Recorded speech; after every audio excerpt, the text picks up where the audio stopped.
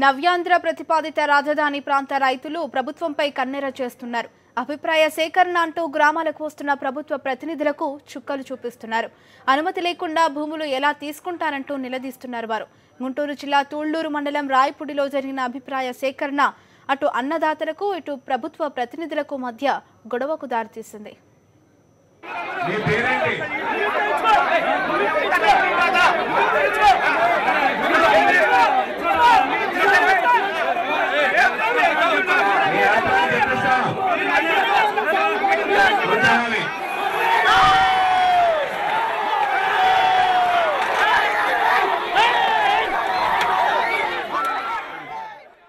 ఇక్కడ జరుగుతున్న గొడవను చూశారుగా. రాజధాని నిర్మాణం కోసం రైతుల భూములు వారిని ఒప్పించే తీసుకుంటామంటూ ఓ పక్క చెబుతూనే మరోపక్క వారి అభిప్రాయం చెప్పేందుకు వచ్చిన రైతులపై టీడీపీ ఎమ్మెల్యే శ్రవణ్ కుమార్ అనుచరులు చేస్తున్న దౌర్జన్యం ఇదే. భూ సమీకరణ కోసం రైతుల అభిప్రాయాలు తెలుసుకునేందుకంటూ మంత్రివర్గ ఉపసంఘం తుళ్లూరు మండలం రాయపూడిలో గ్రామ సభను ఏర్పాటు చేసింది. ఈ సందర్భంగా పెద్ద ఎత్తున రైతులు అక్కడకు చేరుకున్నారు. ప్రభుత్వానికి భూములు ఇచ్చేందుకు వారు సుముఖంగా లేరని వారి మాటల్లో స్పష్టమైంది.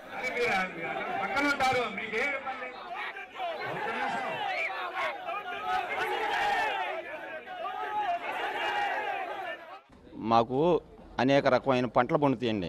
మా రాయపూడి గ్రామం నుంచి 500 లారీలు మొక్కజొన్నలు, 500 లారీలు అరటికాయలు ఇతర దేశాలకి.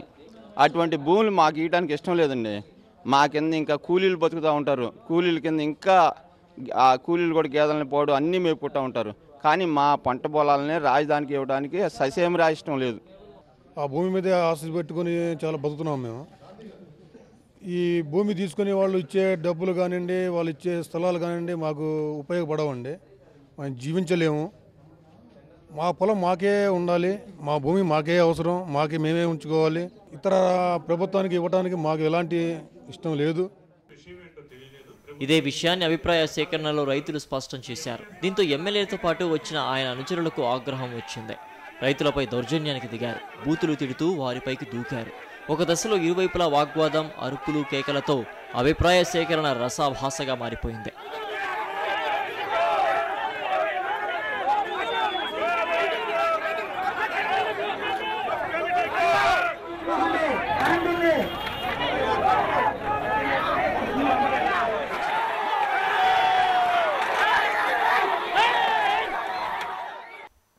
గతంలోని రాయపూడి గ్రామ రైతులు రాజధాని కోసం భూమి ఇచ్చేది లేదంటూ పంచాయతీ తీర్మానం చేశారు.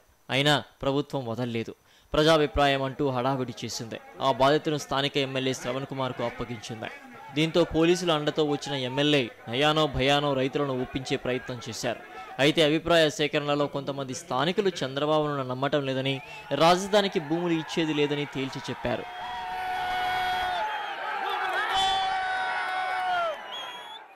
రాజధాని విషయంలో అనేకమైనటువంటి అపోహలు ఉన్నాయి. మాకు అసలు నిద్రపట్టట్లా, భయం పుడుతుంది, ఏం చేయాలో అర్థం కాని పరిస్థితి, టెన్షను. ఆ పరిస్థితిలో ఉన్నాం మేము రైతాంగం అంతా కూడా. మీరు ఎందుకు తీసుకుంటున్నారు? అసలు ఈ రాజధాని అనేది మా రాయపూడి లేదు, తర్వాత కలిపారు. అభిప్రాయ సేకరణ పూర్తయిందని రికార్డుల్లో రాసుకున్న ప్రజాప్రతినిధులు, అధికారులు పచ్చని రాయపూడి గ్రామంలో మాత్రం చిచ్చు రగిల్చి వెళ్లారు. రవీందర్ రెడ్డి, సాక్షి న్యూస్, గుంటూరు.